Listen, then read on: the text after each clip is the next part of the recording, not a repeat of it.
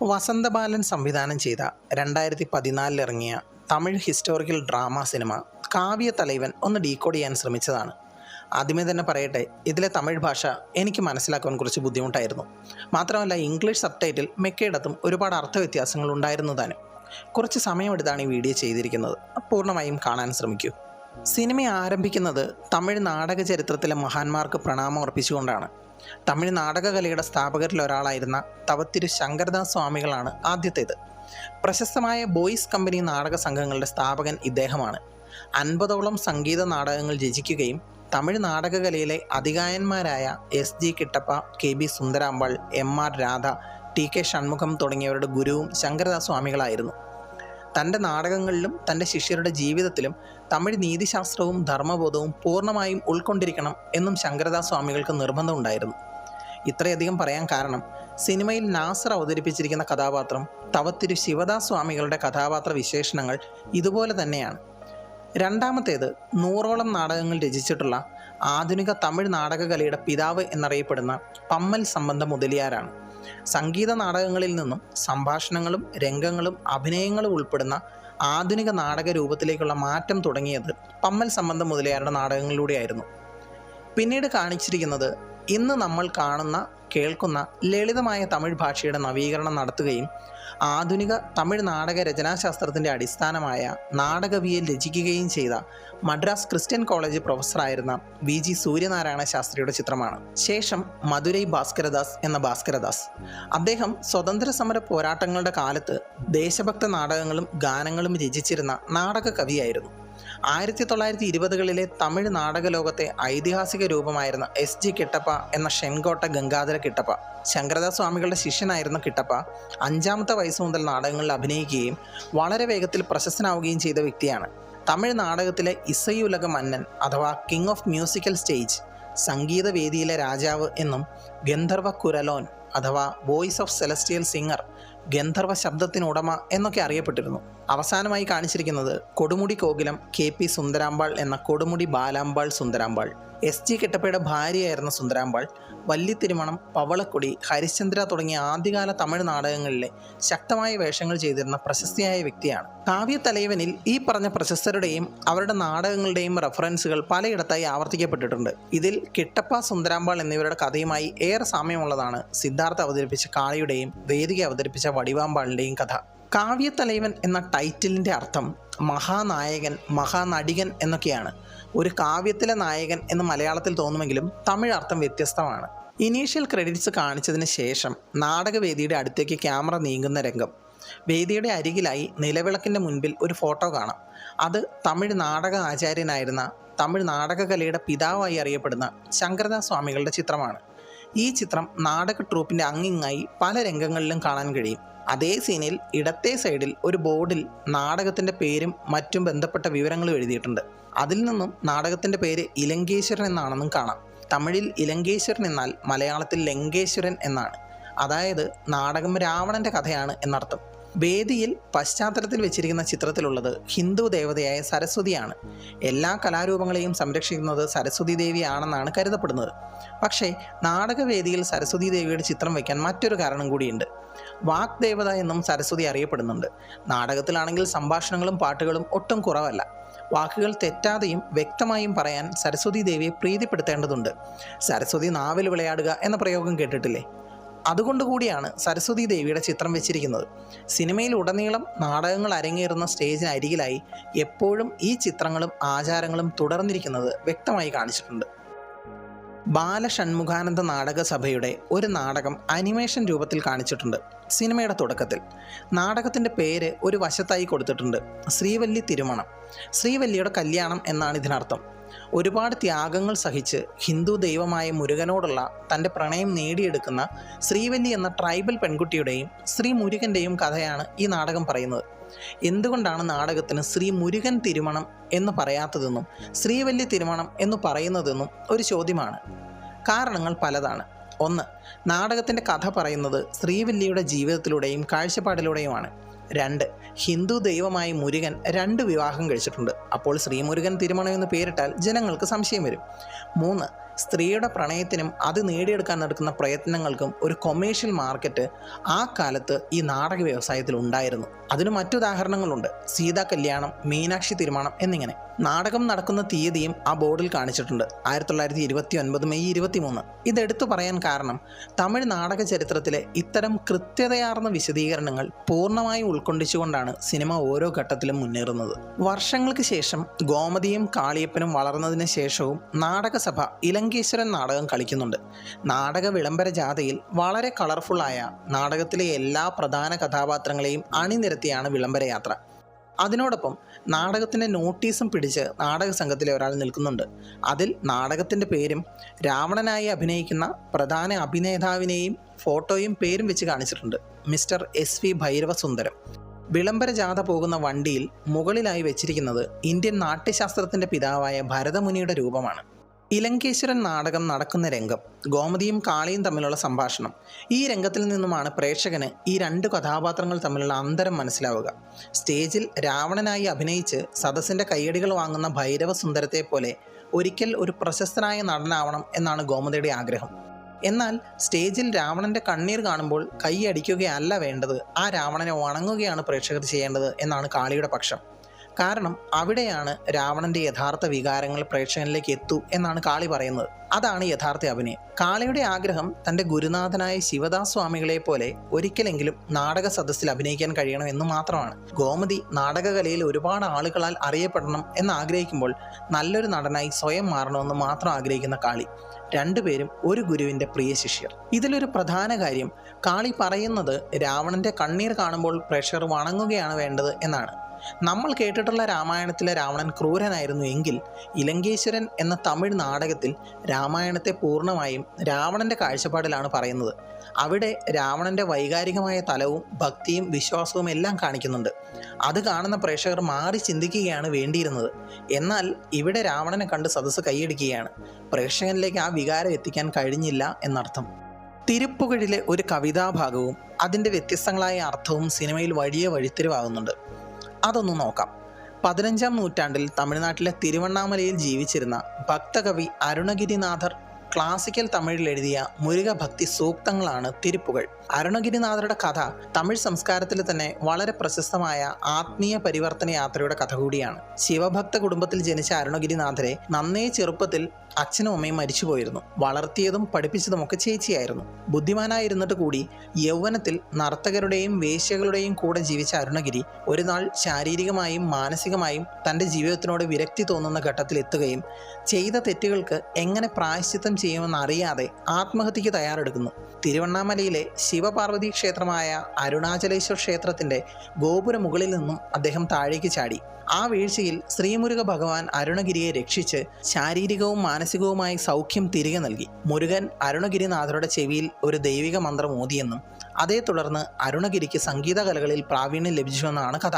ഇത്രയും പറയാൻ കാരണം പാപിയായിരുന്ന അരുണഗിരിനാഥരുടെ ആത്മീയ പരിവർത്തന ഫലമായി ഉണ്ടായ തിരുപ്പുകൾ ഇവിടെ സിനിമയിൽ ഗോമതിയുടെ മനസ്സിൽ പാപി ആവാനുള്ള വിത്ത് വിതച്ചു എന്ന് പറയാൻ കൂടിയാണ്. തിരുപ്പുകളിലെ 11-ാം വചനം ഗോമതിയോട് ചൊല്ലാൻ ഗുരു ആവശ്യപ്പെടുന്നു. ശേഷം അതിനർത്ഥം പറയുമ്പോൾ ഗോമതിക്ക് വരികളുടെ സാരാംശം പറയുവാൻ മാത്രമേ കഴിയുന്നുള്ളൂ. എന്നാൽ കാളി ആന്തരിക അർത്ഥം കൂടി പറഞ്ഞ് ഗുരുവിന് മുൻപിൽ പ്രിയപ്പെട്ടവനാകുന്നത് ഗോമതിക്കുള്ളിൽ വൈരാഗ്യം ഉണ്ടാക്കുന്നുണ്ട്.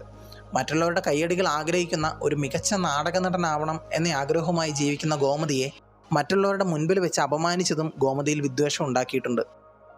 വേദിക അവതരിപ്പിച്ചിരിക്കുന്ന വടിവാമ്പാൾ എന്ന കഥാപാത്രം സിനിമയിലേക്ക് വരുന്ന രംഗം. അമ്മയോടൊപ്പം എത്തുന്ന വടിവാമ്പാൾ മറ്റു വീടുകളിൽ ജോലിക്ക് അയക്കാൻ ഭയമാണെന്നും ആളുകൾ അവിടെ ഉപദ്രവിക്കുമെന്നും പാട്ടും നൃത്തവും വശമുണ്ട്, അങ്ങയുടെ നാടകസഭയിൽ ചേർക്കുമോ എന്നുള്ള അപേക്ഷയുമായാണ് അവരുടെ വരവ്. ഇതൊരു ബോയ്സ് ട്രൂപ്പാണ്, സ്ത്രീകൾക്ക് ഇവിടെ ജോലിയില്ല എന്നും പറഞ്ഞ് അവരെ ഗുരു പറഞ്ഞയക്കാൻ തുടങ്ങുമ്പോൾ വടിവാമ്പാൾ പാടി നൃത്തം ചെയ്യുന്നത് അരുണഗിരി എഴുതിയ തിരുപ്പുകളിലെ 36-ാം കവിതാഭാഗമാണ്. തിരുപ്പുകഴ എഴുതിയ അരുണഗിരിയുടെ ജീവിത കഥ തന്നെയാണ് ഈ വരികളിലൂടെ എടുത്തു പറയുന്നത്.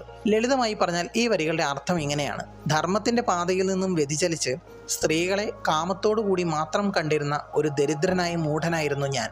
എൻ്റെ പാപങ്ങൾ പുറത്ത് ഒരു ദിവസമെങ്കിലും ശ്രീമുരുക ഭഗവാനെ സേവിക്കാൻ കഴിഞ്ഞാൽ അത് ഈ ജന്മത്തെ പൂർണ്ണമായും അർത്ഥമുള്ളതാക്കും. ദൈവമായിരുന്നിട്ടും ഒരു ഗോത്ര പെൺകുട്ടിയായ വലിയ ഭാര്യയായി സ്വീകരിച്ച മുരുക, ഈ എളിയൻ്റെ പ്രാർത്ഥന കേൾക്കണമേ എന്നാണ്. വടിവാമ്പാൾ എന്ന കഥാപാത്രത്തിൻ്റെ ആദ്യത്തെ രംഗത്ത് തന്നെ ഇങ്ങനെയൊരു ഗാനവും സീനും കൊടുത്തത് ഒരേ സമയം ആ കഥാപാത്രത്തിൻ്റെ ദുരവസ്ഥ മനസ്സിലാക്കുവാനും ഒപ്പം വെറുമൊരു പാട്ടുകാരി മാത്രമല്ല താൻ ഭക്തി നിറഞ്ഞൊരു കലാകാരി കൂടിയാണ് എന്നറിയിക്കാൻ കൂടിയാണ്. ഇതിനു മുൻപുള്ള രംഗത്തിൽ തിരുപ്പുകളിലെ ഒരു വരി പോലും ശരിക്ക് ചൊല്ലാൻ അറിയാതിരുന്ന ബോയ്സ് ബാൻഡിലെ നടന്മാരെക്കാൾ ഒരുപാട് മികച്ച കലാകാരിയാണ് വടിവമ്പാൾ എന്നും പ്രസൻറ്റ് ചെയ്യുകയാണ് ഇവിടെ.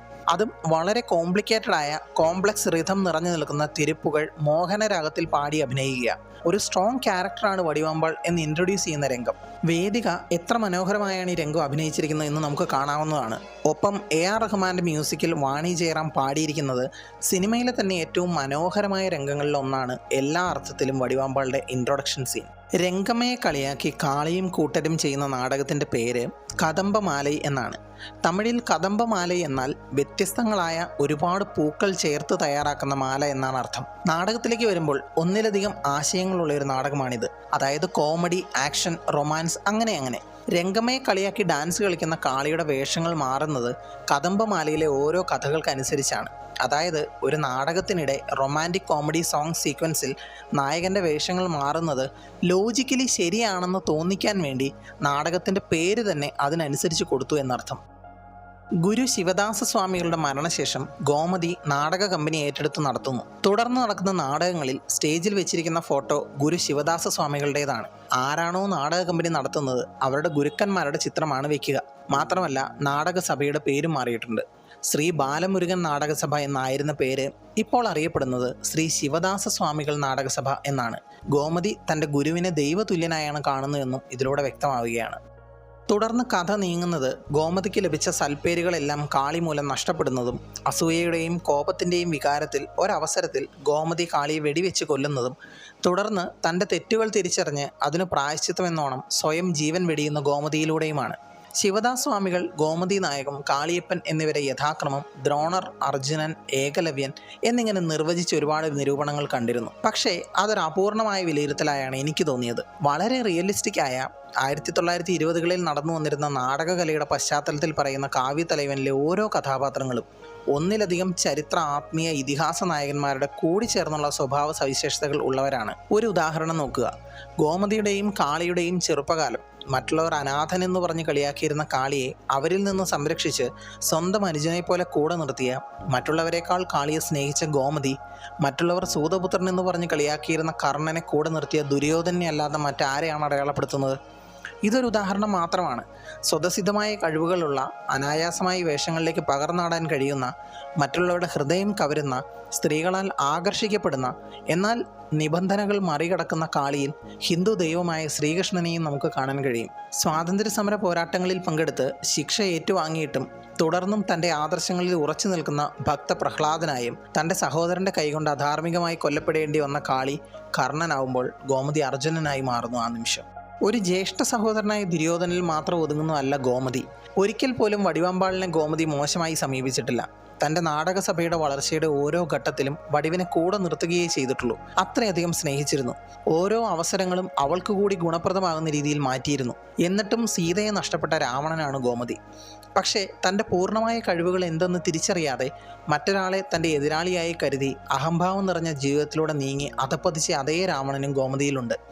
കാളിയെ പിടികൂടാൻ പോലീസിനെ സഹായിക്കുകയും ജയിലിൽ അടച്ചതിൽ ആഹ്ലാദിക്കുകയും ചെയ്ത ഗോമതിയിൽ ബുദ്ധനെ ചതിച്ച ദേവദത്തനും വാഴുന്നുണ്ട്. തൻ്റെ ആഗ്രഹങ്ങളെല്ലാം നേടിയെടുത്തിട്ടും ഒരിക്കലും സ്വയം പൊറുക്കാൻ കഴിയാത്ത പാപഭാരവും ചുവന്ന് ഗംഗയിൽ മുങ്ങിത്താഴുന്ന ഗോമതി, അയാളിൽ ദ്രോണപുത്രനായ അശ്വത്ഥാമാവും ഉണ്ട്. സത്യത്തിൽ കാളിയും ഗോമതിയും ഒരാൾ മറ്റൊരാളുടെ പ്രതിഫലനം തന്നെയായിരുന്നു. ധർമ്മത്തെയും അധർമ്മത്തെയും എങ്ങനെ നിർവചിക്കുന്നു എന്നതനുസരിച്ച് മാറുന്ന രണ്ട് വ്യക്തിത്വങ്ങൾ. തവത്തിരു ശിവദാസ സ്വാമികൾ. ചിലപ്പോഴൊക്കെ വൈകാരികമായി കാഴ്ച നഷ്ടപ്പെടുന്ന വിശ്വാമിത്രനാണ് അദ്ദേഹം. കാളിയോട് അവൻ്റെ പ്രണയം നിരസിക്കാൻ പറയുന്നിടത്ത് സ്വാമികൾ തൻ്റെ യുക്തിബോധത്തെ പാടെ മറക്കുകയാണ്. അഭിമാനം മാത്രമാണ് മുൻപിൽ. എന്നാൽ ശിഷ്യരെ എല്ലാവരെയും പരിപൂർണനാക്കാൻ ശ്രമിക്കുന്ന ദ്രോണാചാര്യരെയും അദ്ദേഹത്തിൽ കാണാം. അർജുനനോട് ചായ്വ് കാണിച്ച് ഏകലവ്യനെ ഒതുക്കി നിർത്തിയ ദ്രോണരെ പോലെയാണ് സ്വാമി എന്ന് ഗോമതി പറയുമ്പോൾ ശിവദാസ സ്വാമികളുടെ ദേഷ്യം ആ പറഞ്ഞത് പൂർണ്ണമായും സത്യമാണെന്ന് പ്രേക്ഷകനെ ബോധ്യപ്പെടുത്തുന്നതാണ്.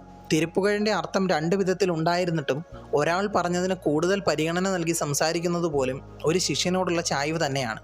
എന്നാൽ അപ്രതീക്ഷിതമായി കേൾക്കേണ്ടി വരുന്ന താൻ ഒരിക്കൽ ചെയ്ത അപരാധത്തിൻ്റെ തിരിച്ചറിവിൽ ജീവൻ വെടിയുന്ന സ്വാമികളിൽ ധർമ്മത്തിൻ്റെ പാതയിൽ സഞ്ചരിച്ചിട്ടും തൻ്റെ പ്രവൃത്തിയിൽ ഗർഭിണിയായ ഒരു സ്ത്രീയുടെ ജീവൻ പോയെന്ന് തിരിച്ചറിഞ്ഞ നിമിഷം ആ കുറ്റബോധം കൊണ്ട് മരണക്കിടക്കയിലേക്ക് വീണ് ജീവൻ നഷ്ടപ്പെട്ട സ്വാമി മഹാഭാരതത്തിലെ ഭീഷ്മർക്ക് തുല്യമാണെന്നും പറയാതെ വയ്യ. വടിവാമ്പാൾ കാളിയിൽ നിന്നും അകന്നു പോയിട്ടും ഗോമതിയുടെ സംരക്ഷണയിൽ പുതിയൊരു ജീവിത മാർഗത്തിലൂടെ സഞ്ചരിക്കേണ്ടി വന്നിട്ടും തൻ്റെ പ്രണയം നേടിയെടുത്ത സീതയാണ് വടിവ്. മറ്റുള്ളവരാൽ നിർബന്ധിക്കപ്പെട്ടിട്ടും സ്വയം തിരഞ്ഞെടുത്ത ധർമ്മത്തിൻ്റെ പാതയിൽ സഞ്ചരിച്ച് തൻ്റെ സുഖസൗകര്യങ്ങൾ ഉപേക്ഷിച്ച് കാളിയുടെ കൂടെ സ്വതന്ത്ര സമരത്തിൽ പങ്കെടുക്കാൻ കാണിച്ച ധൈര്യം, തൻ്റെ തീരുമാനങ്ങൾ, തൻ്റെ ആത്മാഭിമാനം, അധികാരവും സൗകര്യങ്ങളും ഉപേക്ഷിച്ച് ധർമ്മത്തിൻ്റെ പാത പിന്തുടർന്ന് വനവാസത്തിന് തയ്യാറായ പാണ്ഡവരുടെ ഭാര്യയായ ദ്രൗപദിയിൽ കാണാൻ കഴിയും. രംഗമ്മ സാമൂഹിക പ്രതിസന്ധികളും ജാതി അന്ധതയും മൂലം തകർത്തെറിയപ്പെട്ട പ്രണയത്തിൻ്റെ പ്രതിരൂപമാണ് രംഗമ്മ. സിനിമയിലുടനീളമുള്ള ശക്തമായ സ്ത്രീ കഥാപാത്രം വടിവാണെങ്കിലും കഥാഗതിയിൽ വലിയ വഴിത്തിരിവാകുന്നത് രംഗമ്മയിലൂടെയാണ്. കാളിയുമായി പ്രണയത്തിലാവുകയും എന്നാൽ ശിവദാസ സ്വാമികളുടെ നിർബന്ധപ്രകാരം ബന്ധത്തിൽ നിന്ന് കാളി പിന്മാറുകയും നാളുകൾക്ക് ശേഷം ഗർഭിണിയായിരുന്ന രംഗമ്മയുടെ ആത്മഹത്യയുമാണ് ശിവദാസ സ്വാമികളുടെ മരണത്തിലേക്കും ഗോമതിയും കാളിയും തമ്മിൽ പിരിയുവാനും കാരണമായത്. എപ്പോഴും ധർമ്മത്തിൻ്റെ പാതയിൽ സഞ്ചരിച്ചിരുന്ന സ്വാമികൾ താൻ ചെയ്ത തെറ്റിന് പ്രായശ്ചിത്തമില്ല എന്ന് തിരിച്ചറിഞ്ഞ് മരണമടഞ്ഞ് ഭീഷ്മരുടെ അവസാന നാളുകളോട് ഉപമിക്കപ്പെടുമ്പോൾ ഭീഷ്മരുടെ ശരശയ്യയിലെ ജീവിതത്തിന് കാരണമായ അംബയുടെ പ്രതിരൂപമാണ് ഇവിടെ രംഗമ്മ. സിനിമയിലുടനീളം വളരെ അനായാസമായി സ്വാഭാവികത നിറഞ്ഞു നിൽക്കുന്ന രീതിയിലാണ് സിദ്ധാർത്ഥ് കാളിയെ അവതരിപ്പിച്ചിരിക്കുന്നത്. എന്നാൽ ഗോമതി നായകൻ പിള്ളൈ എന്ന ഗോമതിയെ പൃഥ്വിരാജ് അവതരിപ്പിച്ചിരിക്കുന്നത് വളരെ നാടകീയമായി. ഗോമതിയെ കാണുമ്പോൾ അയാൾ ചെയ്യുന്ന ഓരോ പ്രവൃത്തിയിലും നാടകീയത കാണാൻ കഴിയും. അയാളുടെ നിത്യജീവിതത്തിൽ പോലും അയാളൊരു നടനാണ്. കാരണം ഗോമതി നാടകത്തെ കാണുന്നത് വെറും ഒരു തൊഴിലായോ കലയായോ മാത്രമല്ല, അത് അയാളുടെ ജീവിതമാണ്. അയാളുടെ ജീവനോളം വിലയുള്ളതാണ്. സിനിമയിലെ നാടകങ്ങൾ ഓരോന്നും ഓരോ കഥാപാത്രങ്ങളുടെയും ജീവിതത്തെയും വ്യക്തിത്വത്തെയും നടൻ എന്ന നിലയിൽ ഓരോരുത്തരുടെയും കഴിവുകളുടെ വളർച്ചയും തന്നെയാണ് കാണിക്കുന്നത്. ഉദാഹരണത്തിന് ഇലങ്കേശ്വരൻ എന്ന നാടകം, ഇത് ലങ്കാധിപനായിരുന്ന രാവണന്റെ കാഴ്ചപ്പാടിൽ രാമായണം കഥയെ അവതരിപ്പിക്കുന്നതാണ്. രാവണന്റെ വൈകാരിക വശത്തെയും ഭക്തിയെയും അതിലുറച്ച മാനുഷിക ഗുണങ്ങളിലെയും കാണിച്ചുകൊണ്ട് ഒരു ട്രാജിക് ആൻറ്റി ഹീറോ ആയാണ് അവതരിപ്പിച്ചിരിക്കുന്നത്. ഗോമതിയുടെ ജീവിത കഥയും ഇങ്ങനെ തന്നെയാണ്. വല്ലി തിരുമനം പറയുന്നത് കാട്ടുവാസിയായ വല്ലിയുടെയും മുരുകൻ്റെയും പ്രണയവും അവർ തമ്മിലുള്ള വിവാഹവുമാണ്. വടിവിൻ്റെയും കാളയുടെയും പ്രണയവും അവരുടെ കൂടിച്ചേരലും പ്രതിഫലിപ്പിക്കുന്നത് ഈ കഥ തന്നെയാണ്. സ്വാതന്ത്ര്യസമര നാടകങ്ങൾ കാണുവാൻ ആളുകൾ കൂട്ടത്തോടെ പോയിക്കൊണ്ടിരിക്കുന്ന സമയത്ത് ഗോമതിയുടെ നാടകം ഇതായിരുന്നു. എന്തുകൊണ്ട് ഈ ഒരു നാടകം ആളൊഴിഞ്ഞ സദസ്സിന് മുൻപിൽ കാണിച്ചു? സംഗീത നാടകങ്ങളിൽ വെച്ച് ഏറ്റവും പ്രയാസമുള്ള ഒരു നാടകമാണ് ശിവപുരാണം. ഹൈലി ആർട്ടിസ്റ്റിക്കായി ചെയ്യേണ്ട ഒന്ന്. രാഗങ്ങൾക്കും ശ്രുതിക്കും അനുസരിച്ചുള്ള കൃത്യമായി വേറിട്ട അഭിനയം വേദിയിൽ കാണിക്കേണ്ടതാണ്. ജനങ്ങൾ മുഴുവൻ കാളിയുടെ സ്വാതന്ത്ര്യസമര നാടകങ്ങൾ കാണാൻ പോയപ്പോൾ ഗോമതി അവതരിപ്പിച്ച ഒരു നാടകം ശിവപുരാണമായിരുന്നു. ഗംഭീരമായി തകർത്താടിയിട്ടും ആളുകളിൽ ആസ്വാദന രീതിയിൽ മാറ്റമൊന്നും ഉണ്ടാവാത്തത് ഗോമതിയെ വേദനിപ്പിച്ചത് പ്രേക്ഷകരിലേക്ക് എത്തിക്കുവാനാണ് ശിവപുരാണം തന്നെ പ്രത്യേകം എടുത്തു കാണിച്ചിരിക്കുന്നത്. പ്രധാനമായും സിനിമയിൽ കാണിക്കുന്ന 14 നാടകങ്ങളാണ്. ഇലങ്കേശ്വരൻ, സരസ്വതി ശപഥം, കൃഷ്ണവിജയം, പവിഴക്കൊടി, വല്ലിത്തിരുമണം, ശ്രീരാമർ പട്ടാഭിഷേകം, കർണമോക്ഷം, അരിചന്ദ്ര മയാനകാന്ഡം, ലവകുശ, വീര അഭിമന്യു, ശിവതാണ്ഡവം, ഇരണ്യൻ, കൃഷ്ണതുലാഭാരം, കാദംബമാലൈ എന്നിവ. ഓരോന്നിൻ്റെയും കഥ പറയുന്നില്ല, പക്ഷേ ഇവയുടെയൊക്കെ വളരെ ചെറിയ ഭാഗങ്ങൾ സിനിമയിൽ അവതരിപ്പിച്ച് കാണിക്കുന്നുണ്ട്. അതെല്ലാം കൃത്യമായ ആവിഷ്കാരം തന്നെയാണ്. ഈ നാടകങ്ങളെല്ലാം തന്നെ ക്ലാസിക് തമിഴ് പ്ലേസ് ആണ്. 1900 മുൻപ് എഴുതപ്പെട്ടതും 1920-30കളിൽ പ്രശസ്തമായിരുന്നവയുമാണ്. സിനിമയുടെ അണിയറ പ്രവർത്തകർ ചെയ്ത ശ്രമത്തെ അംഗീകരിക്കാതെ വയ്യ. കാവ്യതലൈവൻ ഒരു ക്ലാസിക് ചിത്രമാണ്. കൂടുതൽ ഇൻ്റർപ്രിട്ടേഷൻസ് ഈ സിനിമയ്ക്ക് നൽകുവാനും കഴിയും. കൂടുതൽ സിനിമാ വിശേഷങ്ങളുമായി വീണ്ടും വരാം. ചാനൽ സബ്സ്ക്രൈബ് ചെയ്യാൻ ശ്രമിക്കൂ. Thanks for watching. Bye bye guys.